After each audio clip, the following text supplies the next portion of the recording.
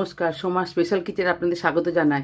আজকে করব দই পাবদা। আপনারা পুরো ভিডিওটা দেখতে থাকুন। এই পাবদা মাছটা আমি নুন হলুদ মাখিয়ে রেখে দিয়েছি। এবার এটাকে ভাজবো। আচ্ছা, কড়াটা গরম হতে হতে আমি আদা রসুন আর টমেটোটা বেটে নেবো। আচ্ছা, আলাদা করে এই পোস্তটাও আমি বেটে নেবো।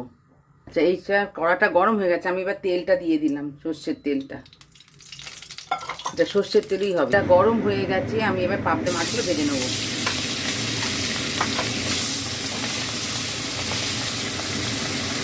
আচ্ছা, মাছটা ভাজা হয়ে গেছে, আমি মাছটা এবার তুলে নিচ্ছি। এরকম করে সব মাছগুলো আমি ভেজে নেব।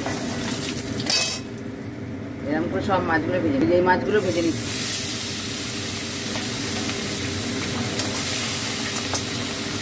এটা হয়ে গেছে, এবার মাছটা ভাজা হয়ে গেছে, আমি এবার কুচনো পেঁয়াজটা দিয়ে দিলাম, দিয়ে এবার ভাজবো।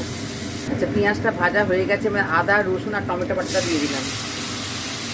আচ্ছা, যেহেতু এটা টক দই পাবদা, সেহেতু অল্প হলুদ দেবো, সামান্য। আর এবার দিলাম কাশ্মীরি লঙ্কার গুঁড়ো, চিনি দিয়ে এবার কষবো। এটা কষা হয়ে গেছে, এবার আমি পোস্ত বাটাটা দিয়ে দিলাম,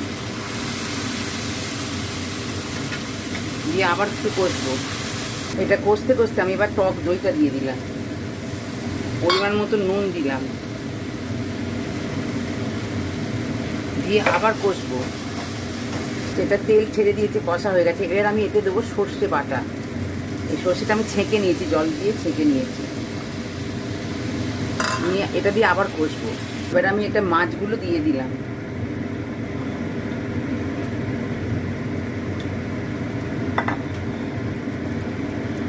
আমি একটু এটা আঁচটা কমিয়ে একটু ঢাকা দিয়ে দিলাম, 2 মিনিট হবে।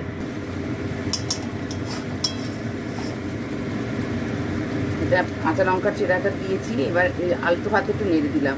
আচ্ছা, এটা আমার হয়ে গেছে, আমি ঢাকাটা খুলে এবার এই যে তেল ছেড়ে দিয়েছি, দেখুন কত সুন্দর হয়েছে। এবার নামিয়ে নেবো এটা। আপনারা এইভাবে করবেন, করে খেয়ে কমেন্টে জানাবেন। আপনারা লাইক সাবস্ক্রাইব করবেন। আজকের মতন এই পর্যন্ত। নমস্কার।